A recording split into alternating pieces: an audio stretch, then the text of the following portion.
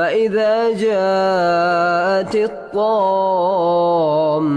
الكبرى يوم يتذكر الإنسان ما سعى وبرزت الجحيم لمن يراه فأما من طغى وآثر الحياة الدنيا فإن الجحيم هي المأوى وأما من خاف مقام ربه ونهى النفس عن الهوى فإن الجنة هي المأوى يسألونك عن الساعة أيان مرساها فيما أنت من ذكراها